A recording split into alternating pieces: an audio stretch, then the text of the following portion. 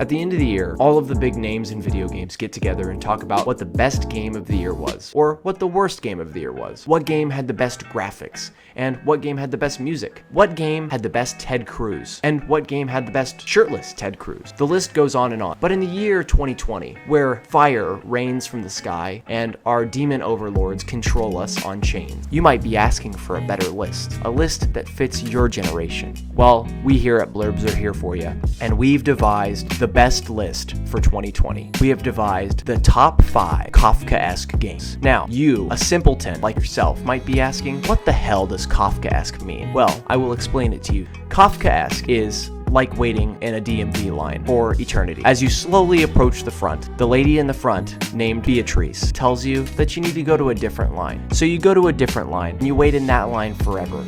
Now, how does one even go about finding the top 5 Kafkaesque games? They would be games that make you go through some sort of painful process that seems to drag on for an eternity and ultimately gets you nothing. This, in gaming, can make for a very bad game, but sometimes games like this can become very addicting because of small incentives that keep the player around for the long haul. The more incentives, though, the less Kafkaesque the game, because those incentives go against the agony that Kafka was trying to portray.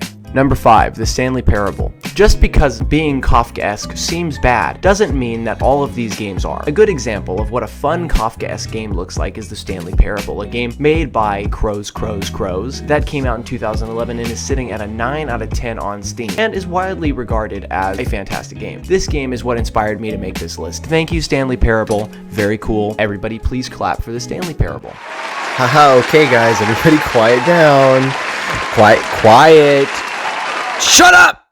What makes it Kafkaesque? Well, the player is constantly meeting impasses and running in circles, going through the same doors and listening to a bureaucratic overlord voice coming through the intercoms. Not to mention, you spend most of the game in a bland and repetitive office. All of this, though, does not mean this game is bad. Actually, quite the opposite. It is wonderful because of the way it has drastic changes to the ending based on seemingly unimportant decisions you make throughout. This is what keeps it at number 5 and not at number 1. Franz Kafka would not be happy that this game has any sort of unpredictability. Number 4, Death Stranding. Hey, Kafka, how does walking very slowly and falling down every time you climb up a hill sound? Pretty good. How about having a super overcomplicated inventory system that causes you to fall if you carry stuff that you actually require to progress in the game? Yeah, that's what I thought. Yeah, Death Stranding is pretty much Kafka book game adaptation. Oh, that's what Kojima meant by strand type gameplay. Kafka's characters are often stranded in these horrible, repetitive hellscapes, just like me when I play this game. This actually might be what PT turned into. He found something even scarier than that creepy little girl.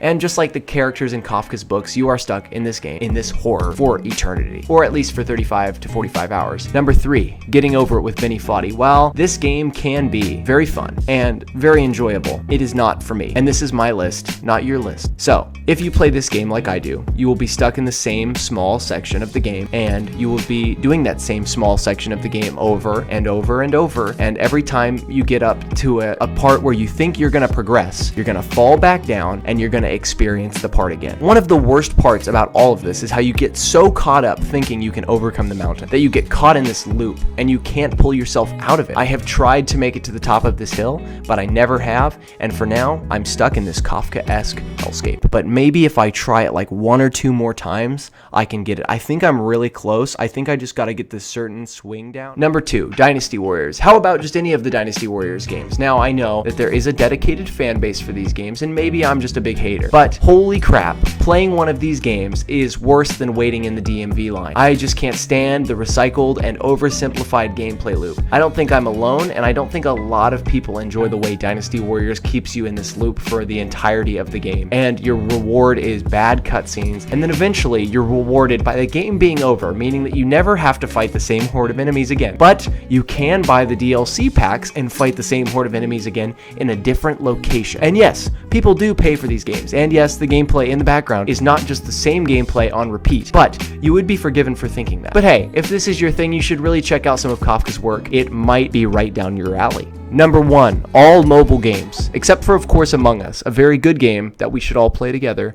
Just let me know if you want to play. I don't have too many friends to play it with, so you'll have to bring your friends, and I'll join. My Discord name is Moist DeVito. So just let me know if you want to play Among Us with me. Oh yeah, mobile games.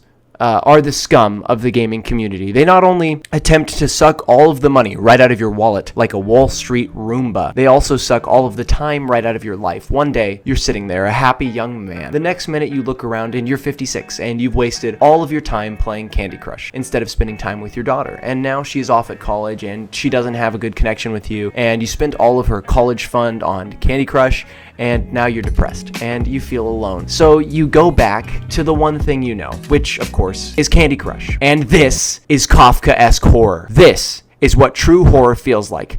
In the face of this, all other horror is benign.